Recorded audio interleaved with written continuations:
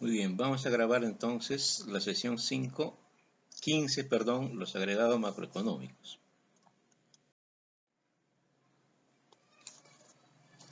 Como primera y en la diapositiva que vamos a ver se refiere al ingreso agregado y ahí está el link en donde podemos encontrar. El ingreso agregado es un término económico que se utiliza en la macroeconomía para determinar ciertos agregados monetarios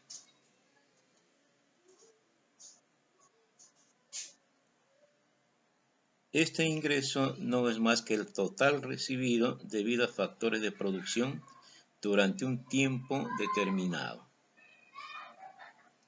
Existe un modelo económico ideal para medir los ingresos agregados, el cual recibe el nombre de modelo keynesiano, utilizado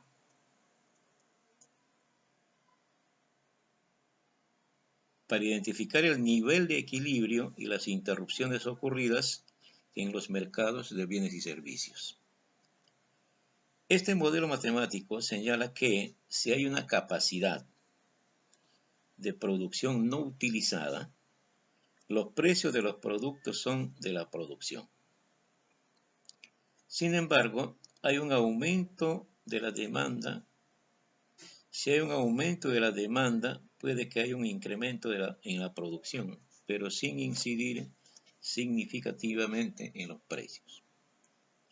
Este modelo keynesiano no solo mide los gastos de producción, sino que también evalúa los gastos hechos por los gobiernos, es decir, este principio indica que los gastos gubernamentales están determinados por agentes externos, dando como ejemplo el hecho que un gobierno para invertir no se puede endeudar. En otro orden de idea, pero paralelo al mismo, se encuentra el gasto agregado, término contrario al de ingreso agregado, dado que éste mide el valor aproximado de los bienes y servicios que una economía va a producir. Se encarga de medir el comportamiento de dicha actividad o el Producto Interno Bruto.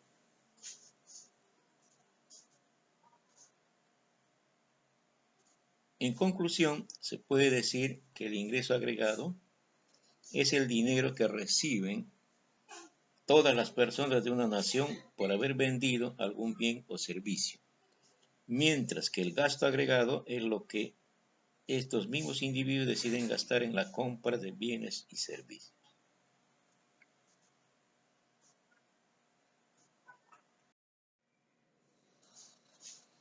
Vamos a ver en otro link el mismo tema, el ingreso agregado. Es la suma total del ingreso percibido por los dueños de los factores productivos, tierra, trabajo, capital. También flujo de ingreso generado en el proceso de producción. El ingreso total percibido por todos los factores de producción también se conocen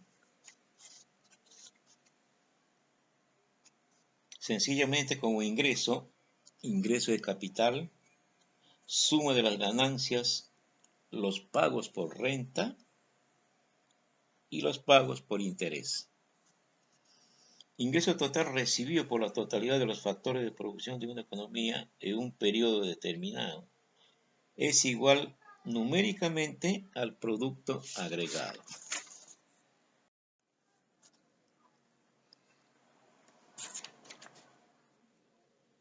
Seguimos viendo el ingreso. Ahora vamos a citar a Paula Nicole Roldán.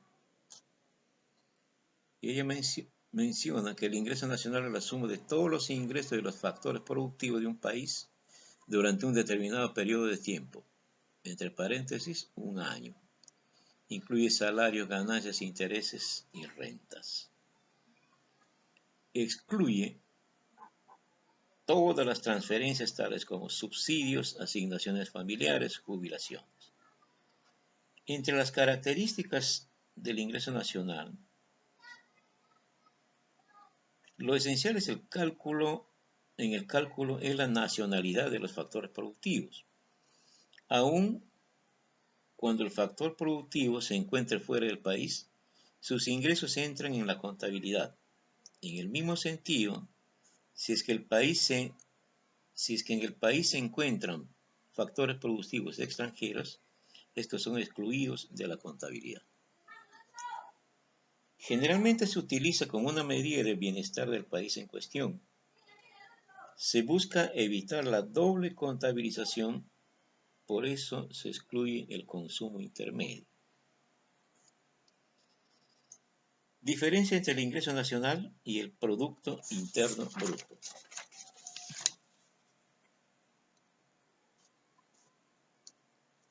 En el caso del ingreso nacional, lo que define si se incluye o no el ingreso de un factor es su nacionalidad. En cambio, en el Producto Interno Bruto, lo que importa son los límites del país. Se contabilizan todos los ingresos generados dentro del territorio, sean nacionales o extranjeros. Críticas al ingreso nacional. Las principales críticas a la hora de medir la economía utilizando el ingreso nacional son las siguientes. No considera la distribución de los ingresos. Las externalidades negativas como contaminación, ruido, desaparición de especies, etc., no se contabilizan en la medición. No incluye una medida del trabajo de aquellas personas que no son asalariadas, pero cuyas actividades generan valor. Por ejemplo, dueñas de casa, personas que tienen que cuidar a sus ancianos, voluntarios, etc.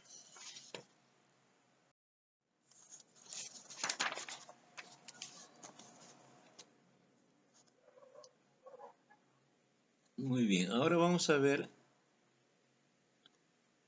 el ingreso nacional bruto, o INB, es la suma del valor agregado por todos los productores residentes más todos los impuestos de los productos, menos los subsidios, no incluidos en la evaluación del producto, más las entradas netas del ingreso primario, remuneración de empleados e ingreso por propiedad del exterior.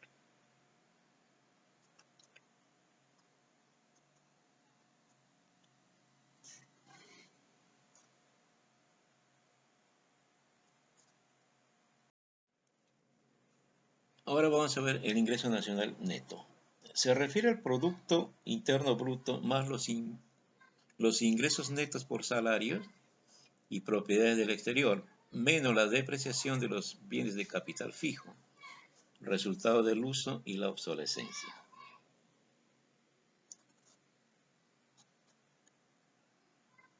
El consumo de capital se refiere a la depreciación experimentada en el capital fijo durante un año por el valor corriente del stock, como consecuencia del deterioro físico, de la obsolescencia normal o de daños accidentales.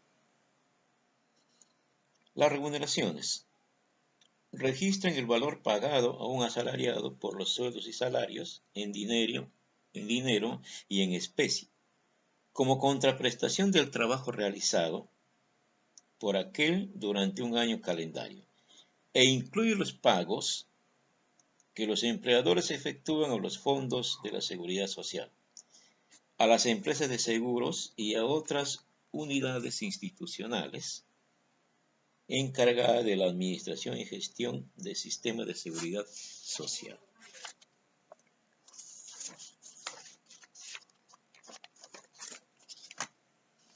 Transferencias. En este concepto quedan comprendidas todas las operaciones económicas que tienen lugar entre las unidades institucionales, residentes y no residentes, privadas o públicas. Rentas de la propiedad. Son pagos o percepciones de las unidades institucionales en su condición de propietarios de activos financieros o de activos tangibles no producidos. Adquieren varias formas, siendo las más importantes los intereses, dividendos, los retiros de la renta de las cuasi sociedades, la renta de la propiedad atribuida a titulares de las pólizas de seguros y la renta o alquiler de la tierra. El indicador se calcula de la siguiente forma. El ingreso nacional neto es igual al Producto Interno Neto menos las remuneraciones de los factores productivos,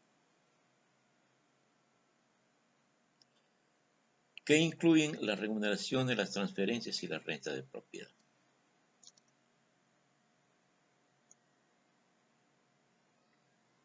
Los efectos de la inflación se corrigen de la siguiente forma. El ingreso nacional neto sobre el índice nacional de precios al consumidor por 100.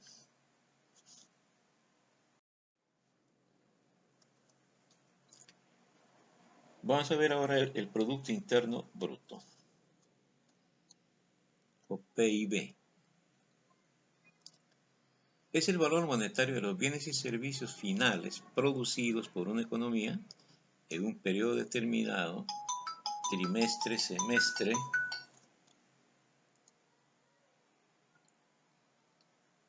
o año. Es un indicador que ayuda a medir el crecimiento de la producción de empresas de cada país dentro de su territorio. Refleja la competitividad de las empresas.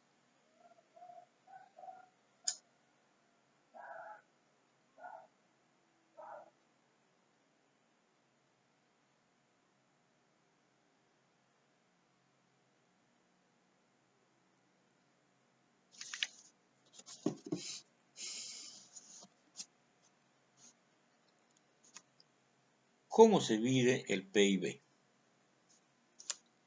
El PIB puede expresarse matemáticamente como el valor de la producción de un país a precios de mercado,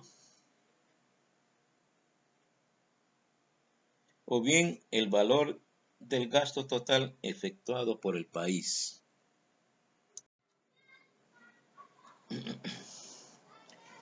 El PIB como valor de la producción a precio de mercado se mide por el precio del producto A menos la cantidad del producto A más el precio de mercado del producto B menos la cantidad del producto B, y así sucesivamente hasta todos los precios y cantidades que se van sumando.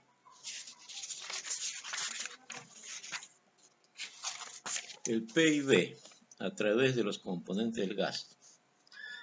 El Producto Interno Bruto es igual al ingreso e igual al consumo, es decir, estas son las identidades económicas.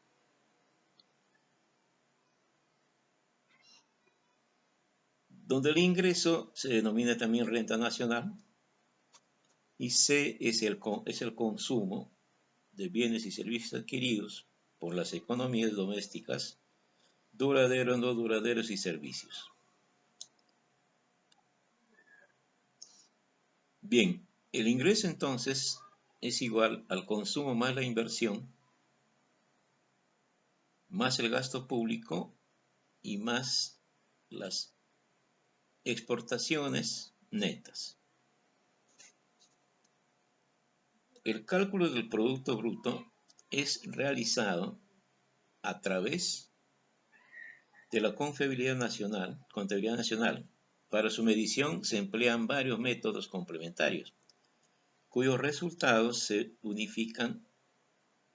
Una de las correcciones que se llevan a cabo para el cálculo del valor real del PBI es el referente a la estimación de la economía sumergida que soporta el país. Esto que estoy leyendo lo van a encontrar en el texto en PDF.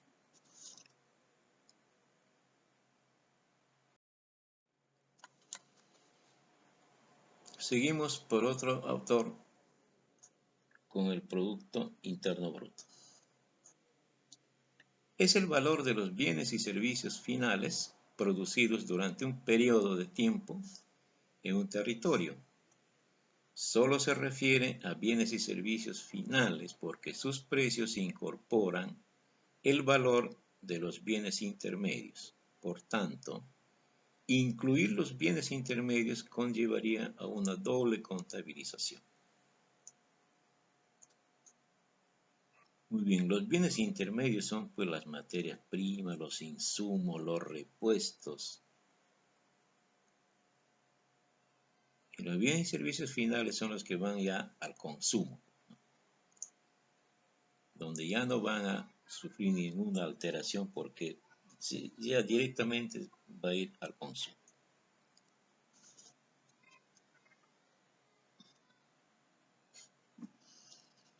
Existen tres métodos para calcular el PIB. El método del gasto, el método de la producción y el método del ingreso. Las dos primeras son las formas más usuales. En el primer método se contabiliza la compra agregada de los bienes y servicios de la economía. Es decir, se suma el gasto de los consumidores de bienes y servicios locales o consumo privado, los gastos del gobierno, consumo e inversión pública,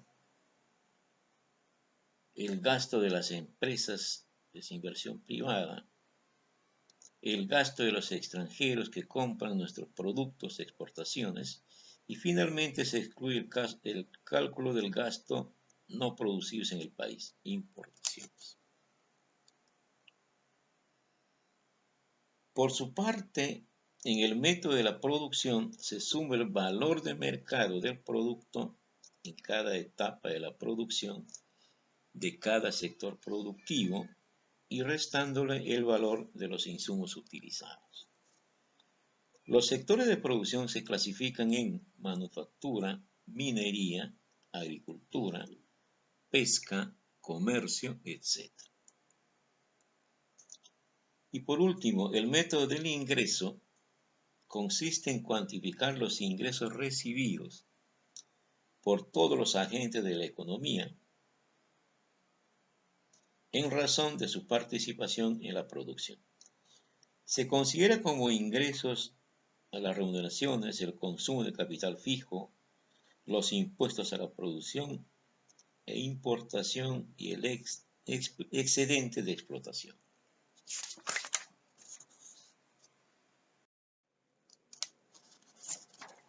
Vamos a ver ahora a un señor que siempre nos acompaña en el desarrollo de nuestros cursos, el señor Javier Sánchez Galán, o Galán. Él nos va a comentar ahora sobre el Producto Interno Bruto per cápita, cuyo símbolo es el PIB, un espacio y PC minúscula. El PIB per cápita es el ingreso o renta, es un indicador por persona o por cabeza.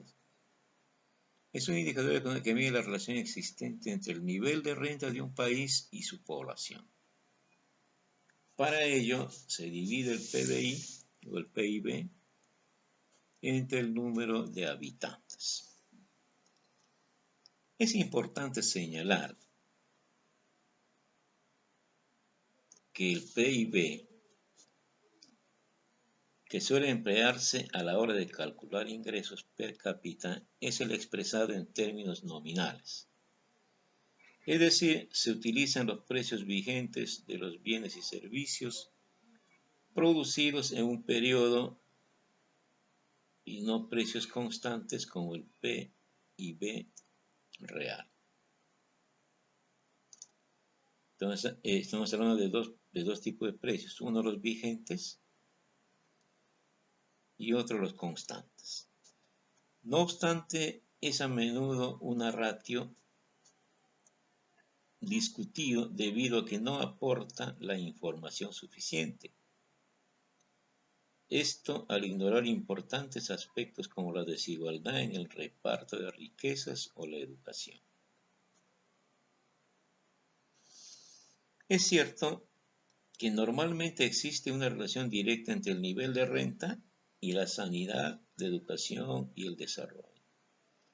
Sin embargo, no siempre la renta per cápita es capaz de mostrar de manera absoluta y veraz el auténtico nivel de vida de un ciudadano en un país determinado.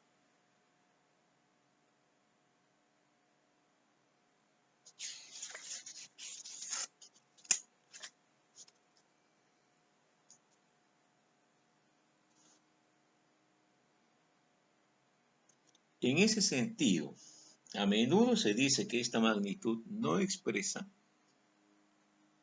bien la realidad en situaciones de desigualdad o descontento social, especialmente en situaciones en las que la economía de un país crece.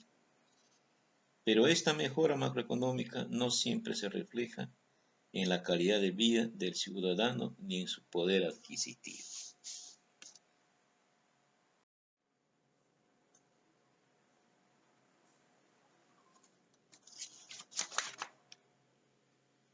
Seguimos con el PIB per cápita, pero con otros autores. Ahí está el link. Ellos dicen el PIB per cápita es un indicador económico que mide la relación entre el nivel de ingresos de un país y cada uno de sus pobladores. También suele ser conocido con el nombre de ingresos per cápita o renta per cápita.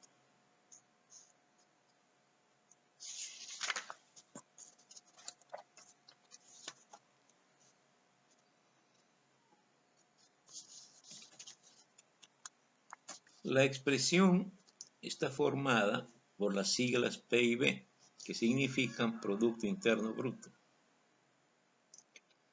y las palabras latinas per cápita, que quieren decir por cabeza. Así se resume cómo el Producto Interno Bruto por cabeza, cómo es el Producto Bruto Interno de un país. Para medirlo se utiliza la fórmula que consta de los siguientes elementos. El PIB entre el número de habitantes. Por ejemplo, en una nación perciben en un año un Producto Interno Bruto de 300.000 millones de dólares y que tiene 30 millones de habitantes, el PIB per cápita será de 10.000 dólares por habitante.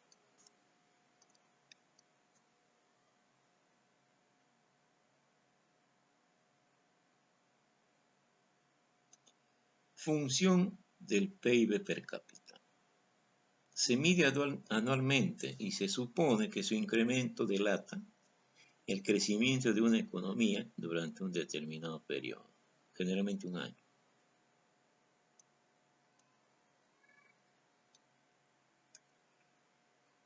Y viceversa, pues, ¿no? Si es que baja la cantidad o el número de unidades monetarias por cabeza es porque estamos bajando, estamos decreciendo.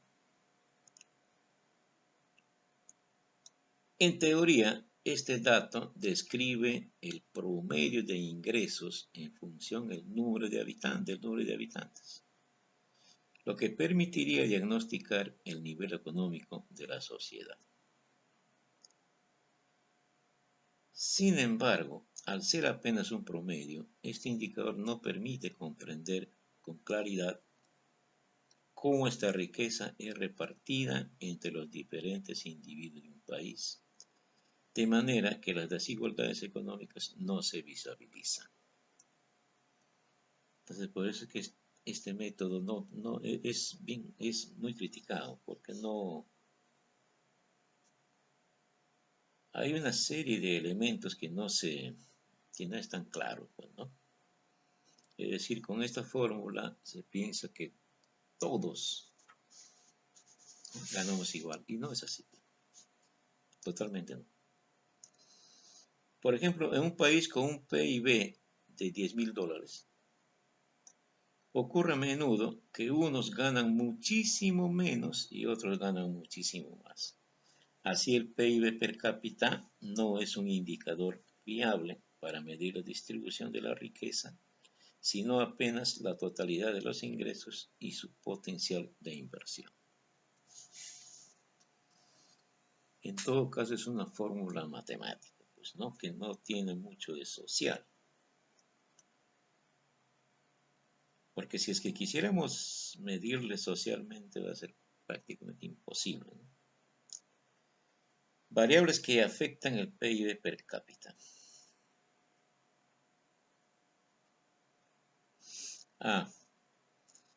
También el PIB per cápita no ofrece información contundente sobre los datos relacionados con educación,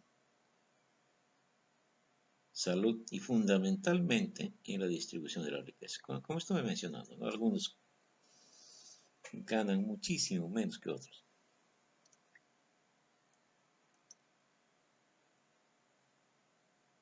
Variables que afectan el PIB per cápita. Existen diversas variables que afectan el rendimiento del PIB per cápita. Entre ellas, es fundamental el aumento de valor de productos, bienes y servicios desarrollados en el país en cuestión, pues de este depende su crecimiento. Si no hay crecimiento de la población, pero en cambio hay crecimiento desproporcional, el PIB se verá afectado negativamente.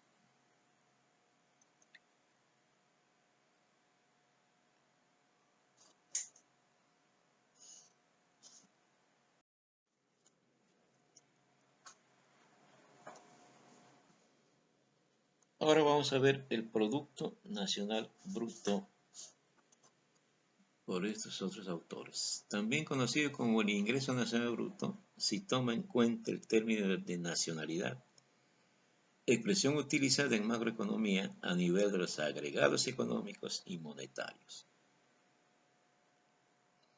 El Producto Interior Bruto más el factor de ingresos del extranjero, menos los ingresos obtenidos mediante inversión o trabajo en el extranjero.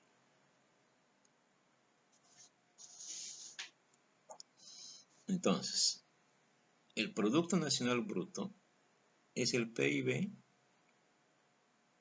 más los ingresos del extranjero menos los ingresos obtenidos mediante inversión o trabajo en el extranjero.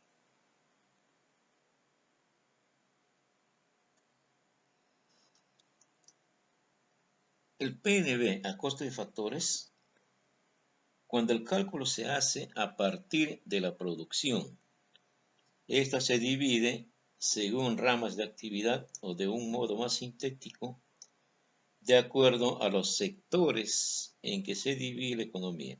La presentación resumidamente es como sigue.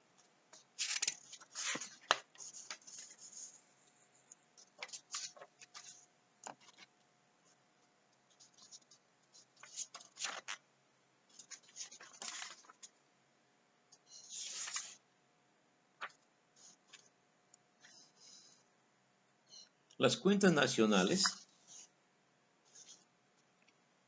es un sistema de registros contables a escala de un país que sirve para calcular las magnitudes agregadas que son el objeto de estudio de la macroeconomía.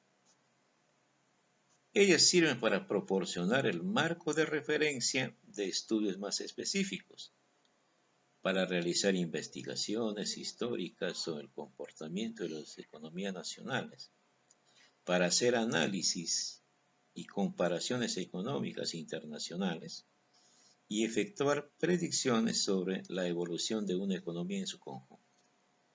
Las cuentas nacionales se basan sobre informaciones que proporcionan las empresas y los consumidores, que son luego compiladas y procesadas por organismos especializados. En la mayoría de los países, tal tarea la realiza el correspondiente Banco Central o institutos adscritos al mismo.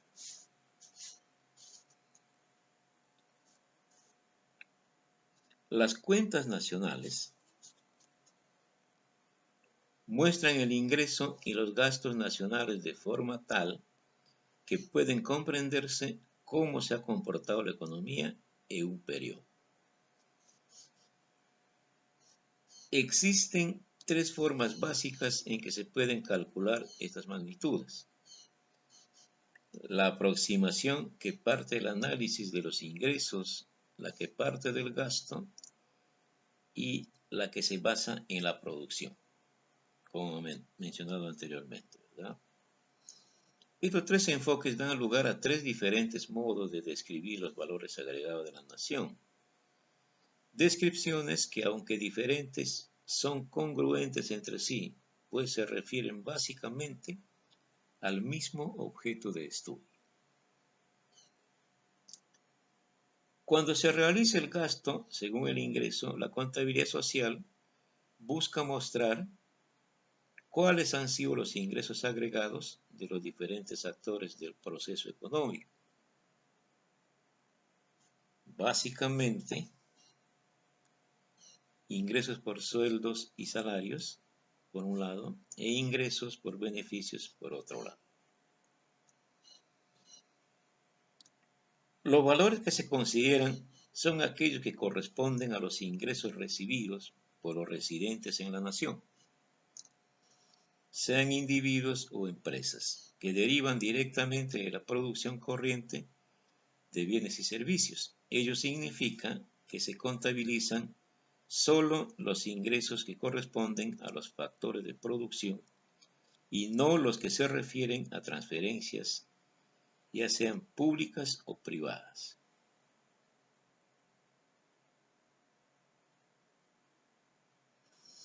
La suma de todos estos ingresos da lugar al ingreso nacional total, el cual, una vez que se le deduce la variación de existencias, resulta en el Producto Territorial Bruto o Producto Interno Bruto a costo de factores.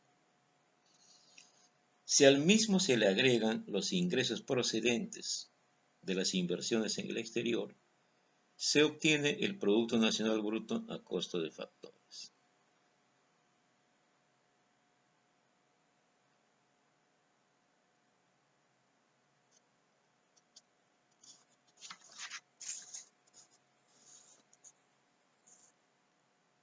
El Producto Nacional Bruto o Interno Bruto, el Producto Nacional Bruto es el Producto Interno Bruto más las inversiones realizadas en el exterior que devengan beneficios a residentes locales, menos el ingreso ganado por los extranjeros en el mercado local.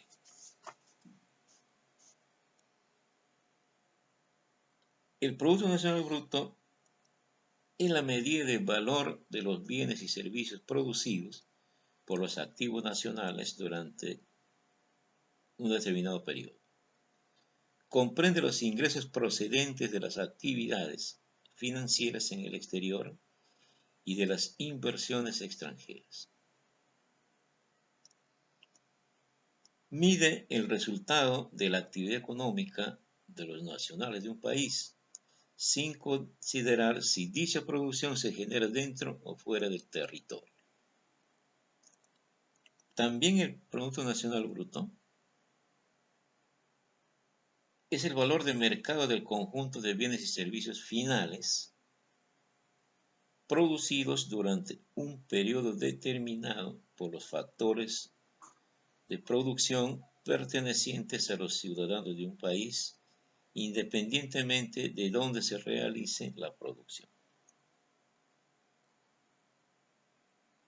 Por último, el P, Producto Nacional Bruto, es el valor de los bienes y servicios finales producido por los factores propiedades nacionales al margen de donde se haya realizado la producción en un periodo determinado. El Producto Nacional Neto.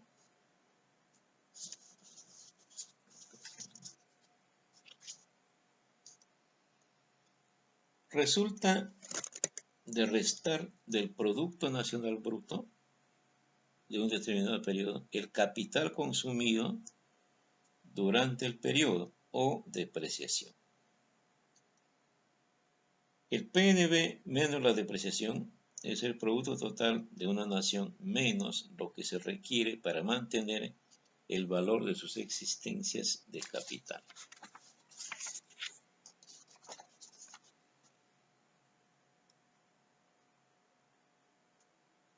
El Producto Nacional Neto es el Producto Nacional Bruto menos la depreciación de los activos fijos.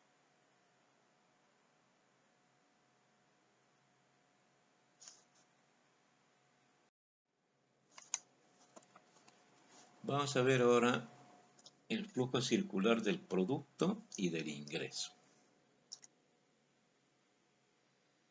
Se llama flujo circular al movimiento del ingreso y el producto entre los distintos agentes productivos.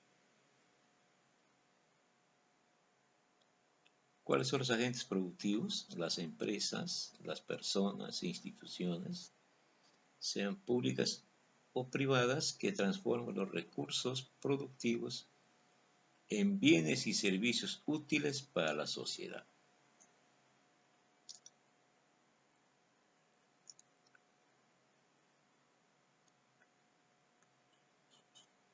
En un modelo simplificado de economía cerrada y sin gobierno, es decir, solamente las familias y las empresas, obtienen sus ingresos por los servicios y los factores productivos que poseen, los cuales son contratados por las empresas, las que pagan salarios, intereses, rentas, etc. Esto lo hemos visto en el flujo circular de la renta ya.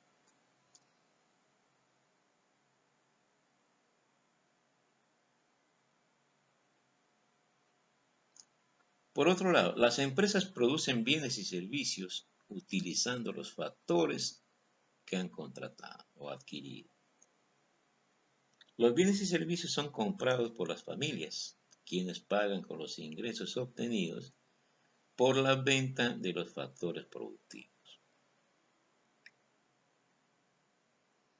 A su vez, con el producto de las ventas de bienes y servicios, las empresas pueden pagar a las familias por los factores productivos contratados.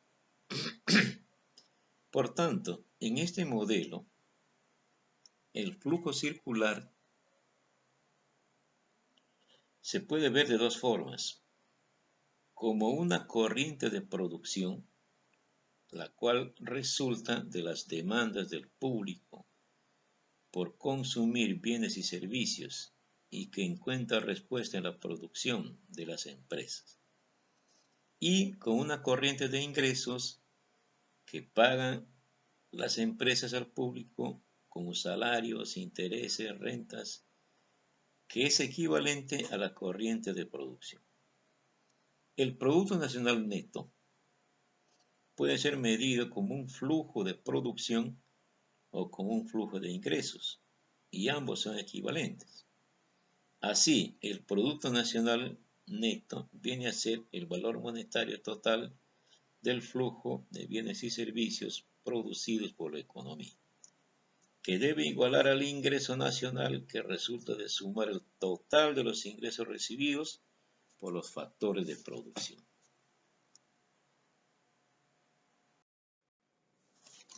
Aunque no están en las diapositivas, vamos a ver qué son las tasas de interés.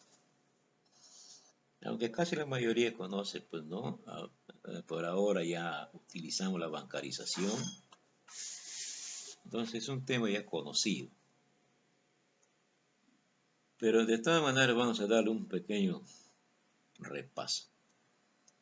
La tasa de interés es un porcentaje de la operación que se realiza.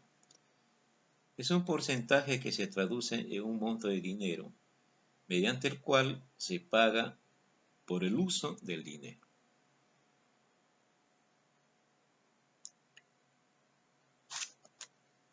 Es un monto de dinero que normalmente corresponde a un porcentaje de la operación de dinero que se está realizando. Si se trata de un depósito, la tasa de interés expresa el pago que recibe la persona o empresa que deposita el dinero por poner esa cantidad a disposición de otro.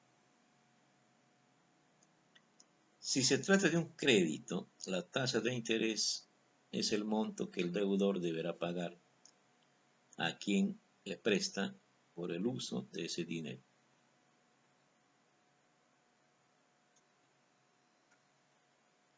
En términos sencillos, una tasa de interés es un arriendo por usar un dinero. Al igual que en una casa, periódicamente debes pagar por usarla. El caso de un préstamo o inversión no es muy diferente. Te prestan dinero y con el tiempo lo vas devolviendo junto con el interés correspondiente.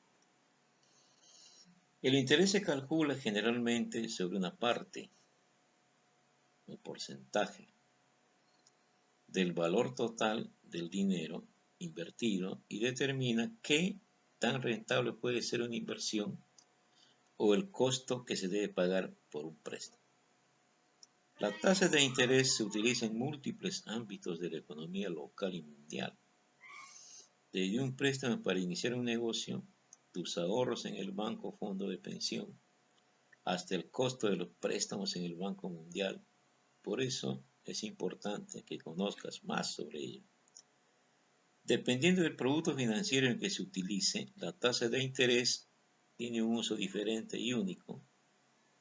La que se utiliza para un préstamo no es la misma para una inversión o para un fondo de ahorro. Bueno, en todo caso, esto de la tasa de interés es un tema bastante discutido. Al menos en los países subdesarrollados es criminal, ¿no? O sea, si tú quieres poner un ahorro, el banco te paga una mínima cantidad, o a veces no te paga. Y a veces te cobra, ¿no? Por poner ese dinero en un banco. Ahora, el asunto que está también en discusión es el interés usurero, ¿no? Por ejemplo, las tarjetas de crédito. En realidad, obtener esos valores, ¿no? Es un problema grande para la economía de una persona en el momento que no puedas pagar. En este momento, por ejemplo, que hemos perdido los empleos, ¿no? Algunos dicen 4 millones, otros dicen 7 millones. El asunto es que no se puede pagar. Y en cuanto a ese interés de la tarjeta de crédito, llega hasta 400%. Y bueno, pues el Parlamento, por ejemplo, ahorita está abocado en hacer que esas tasas de interés, bueno, tengan que bajar, pues, ¿no? Y que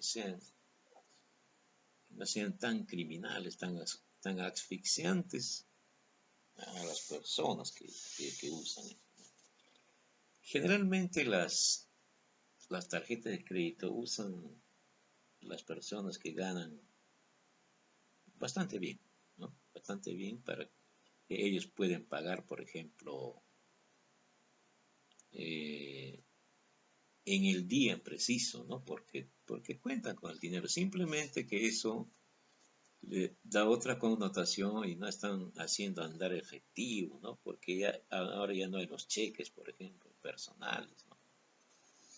Entonces la gente ya no quiere hacer andar efectivo por varias razones también obvias, pues, ¿no? Porque el ver que tiene dinero en su bolsillo puede ser objeto de asalto.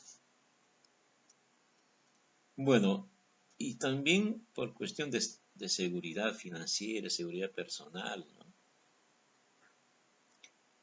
Y ahora ya hay otros tipos de de monedas virtuales también, ¿no? Que las personas ya no utilizan ni las tarjetas de crédito, simplemente una cuenta virtual, ¿no? Por internet, está en su celular.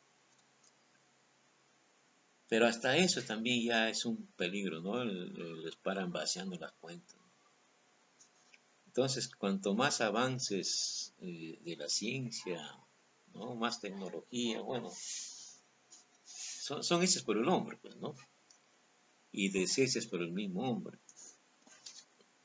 Entonces, ya nada es seguro, pues, ¿no? Totalmente nada es seguro. Entonces, a cuidarse nomás. En cuanto a las tasas de interés, hay que enterarse bien de lo que se trata, ¿no?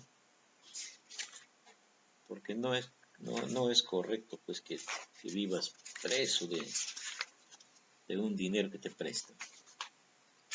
Muy bien, seguimos entonces.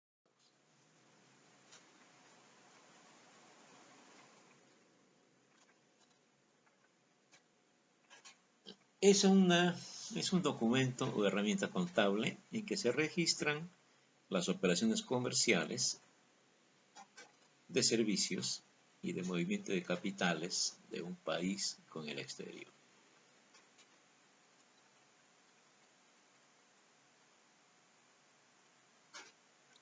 La balanza de pagos es un indicador macroeconómico que proporciona información sobre la situación económica de un país de manera general.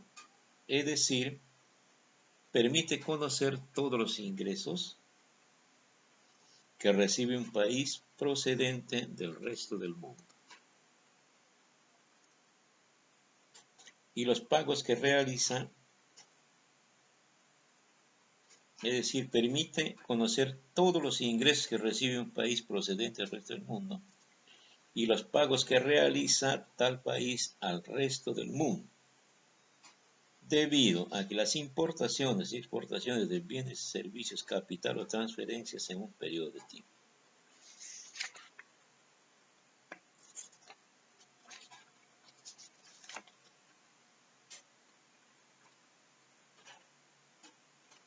Muy bien, para que un país, por ejemplo, sea saludable, en crecimiento, pues su balance de pago tiene que estar en azul, ¿cierto? Es decir, tiene que vender más que comprar. Tiene que recibir más que pagar. Estructura de la balanza de pagos. Dentro de la balanza de pagos existen 4 cuentas principales. 1. Balanza por cuenta corriente. Esta es la más importante y es la que más se utiliza para conocer el estado de la economía de un país.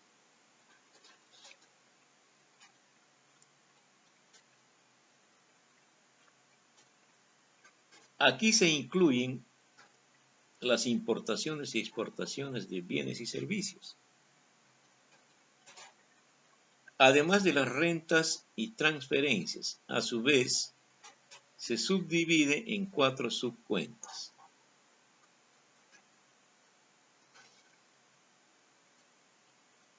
Balanza comercial o de comercio exterior, balance de servicios, ingresos y pagos por concepto de servicios, balanza de rentas, ingresos y pagos por factores, capital y trabajo, balance de transferencias, ingresos y pagos procedentes de transferencias.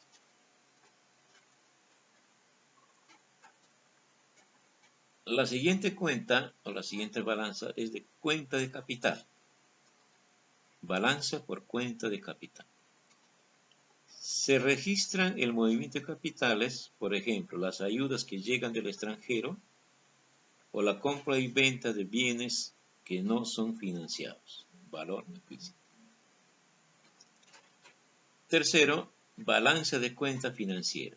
Se recogen los préstamos que pide un país al extranjero, las inversiones o depósitos que los países extranjeros efectúan a un país. Y la última cuenta es de errores y omisiones. Esta cuenta se incluye dada la dificultad de calcular con extrema precisión el total de exportaciones e importaciones de un país.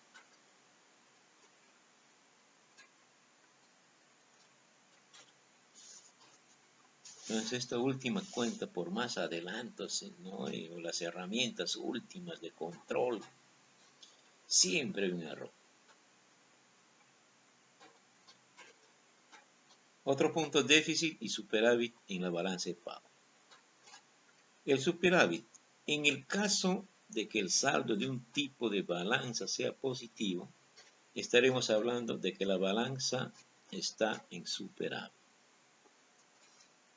Déficit en el caso de que sea el saldo negativo. Sin embargo, no se busca el equilibrio de cada una de estas balanzas por sí solas, sino el equilibrio global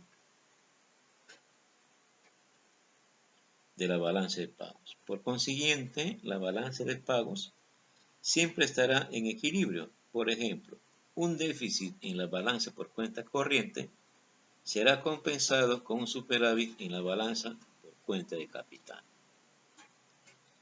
Ya que si un país tiene más compras que ventas, el dinero lo debe obtener por algún lado, bien por medio de inversiones o préstamos extranjeros.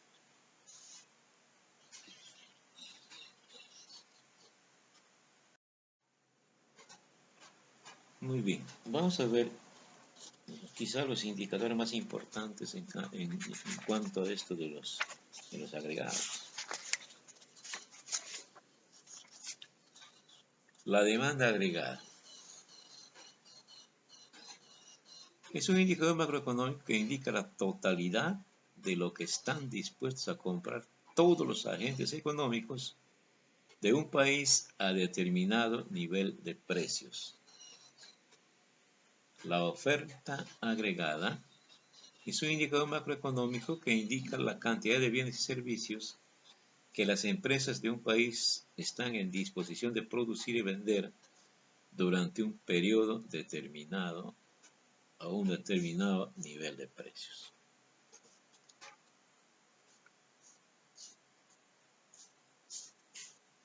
Muy bien, ampliando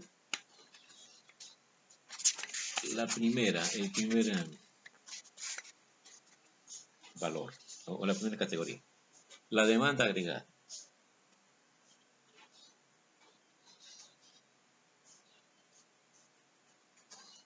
Hemos dicho que es un indicador macroeconómico.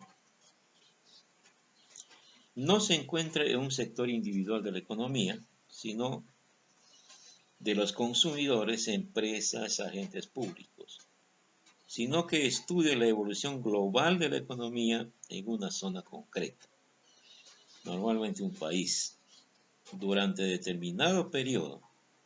Este tipo de indicadores son calculados y publicados de manera periódica por el Estado o por empresas especializadas. Aunque se refiera a un concepto global, tiene sin embargo muchísima importancia para las personas y empresas individuales, ya que va a afectar a su vida económica de manera directa y clara.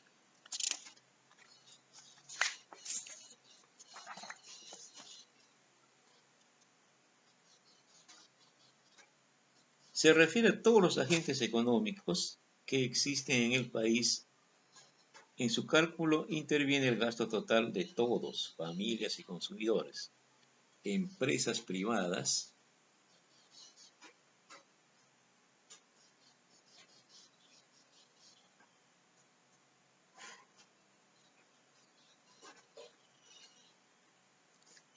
públicas, administraciones y el gasto de agentes extranjeros en el territorio, deduciendo las exportaciones. En el caso del gasto de las administraciones públicas, solo se computará el gasto que tenga algún tipo de retorno. Así no se suman cosas como subvenciones, prestaciones sociales o por desempleo. Está claro que todo lo que están dispuestos a comprar se refiere a la cantidad de bienes y servicios que van a consumir. La única manera de medir esto es por su valor económico. La variable fundamental de la demanda agregada es que se calcula a un determinado nivel de precios. Precisamente la idea es que la demanda agregada varía cuando varía el nivel de precio y a corto plazo. Es la única variable, aunque a largo plazo pueden existir otros factores. Entonces, en el corto plazo, el factor que hace variar la demanda agregada es el nivel de precios. Y a largo plazo pueden existir otros factores. La demanda agregada es el resultado del flujo circular del ingreso y gasto, el Producto Interno Bruto del país. Es decir, lo que se produce debe tener un destino.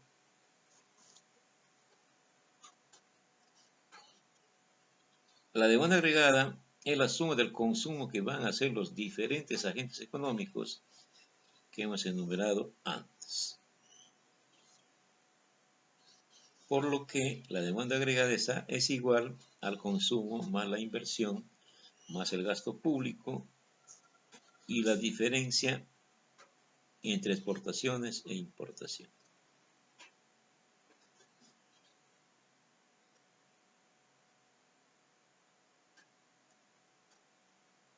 Resumiendo la fórmula, la demanda agregada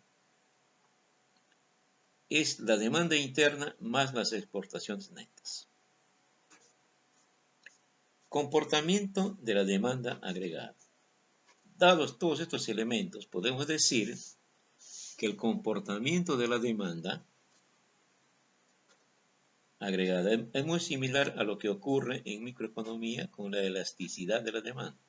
Es decir, a precios más bajos, la demanda aumenta y si sube, disminuye. Esto es totalmente lógico. Si los precios son más bajos, todo lo que gastan, los que gastan en bienes y servicios o de producción disponen de más capacidad de compra. Porque con el dinero que tienen pueden comprar más cosas y por el contrario, si todo es más caro, la capacidad de compra será más reducida y probablemente el deseo de comprar también.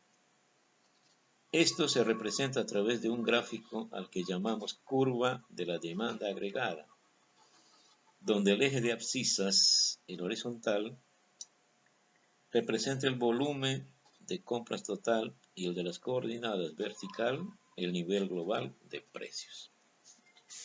Aunque a nivel de precios es la variable, el nivel de precios es la variable, existen otros factores que influyen en la demanda agregada, como el nivel de presión fiscal, las expectativas de crecimiento económico, o recesión, o la cotización de la moneda del país, inflación, tipo de cambio, posibles devaluaciones. Entonces, eso hemos hablado en cuanto a la demanda agregada. Luego vamos a la oferta agregada.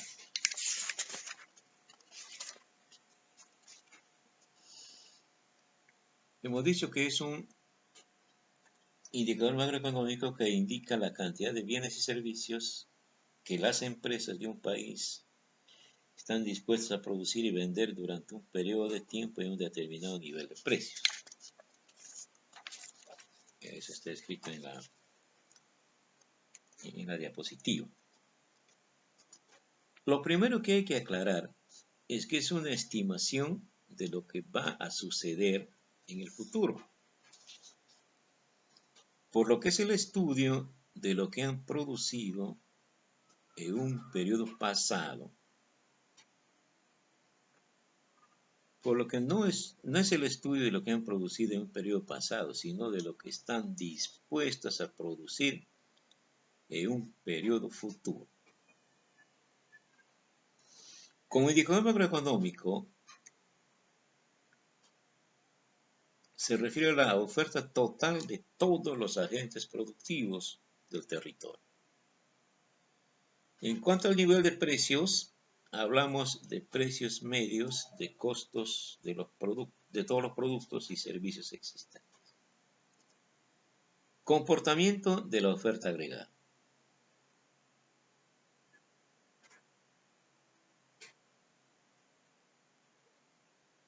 La oferta agregada se representa también como una curva en la que en el eje vertical tenemos los precios y en el horizontal la producción. La curva crece según crece el nivel de precios, aunque en ella influyen otros factores como las expectativas de crecimiento y los costos de producción. A corto plazo, el casi único factor de la oferta agregada es el nivel de precios, porque el porcentaje de los costos fijos será mucho mayor, ya que hay costos como los salarios que tienden a no variar en este plazo corto. A largo plazo inciden otros factores como los costos variables de producción, que serán una parte más importante junto a los tipos de cambio o las expectativas empresariales. Sin embargo, aquí el nivel de precios no influye, ya que se compensa con el nivel de precios de la demanda agregada. Mientras que la economía tenga capacidad de producir, las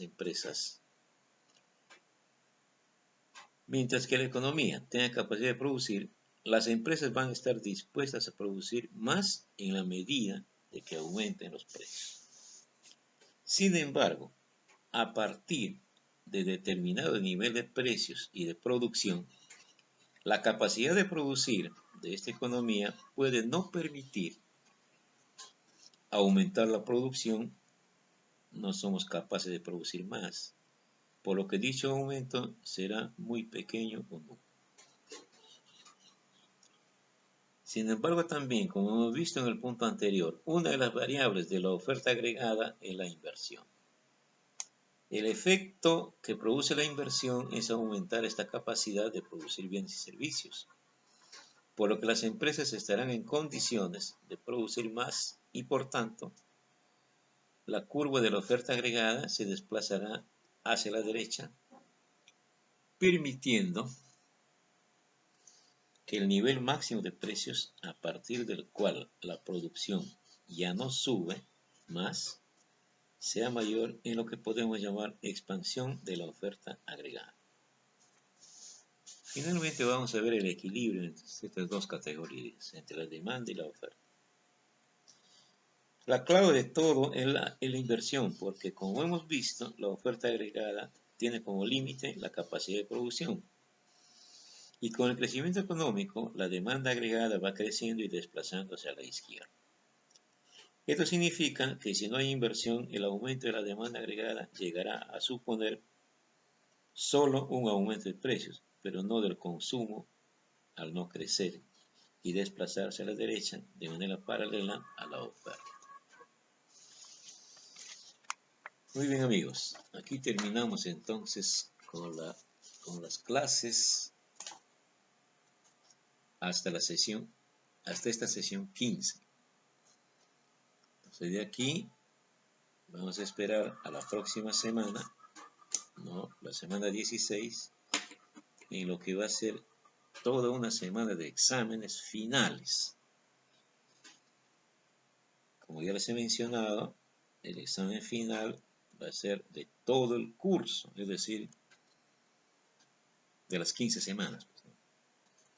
Y las preguntas van a salir del banco de preguntas. No van a haber preguntas nuevas. Así que les recomiendo desde ya repasen las preguntas de las 15 sesiones. Repasen las preguntas de las 15 sesiones. Ahí está la clave para que puedan tener una buena nota. Les deseo lo mejor de la suerte y hasta otro momento u otro curso en que pueda compartir con ustedes. Muchas gracias.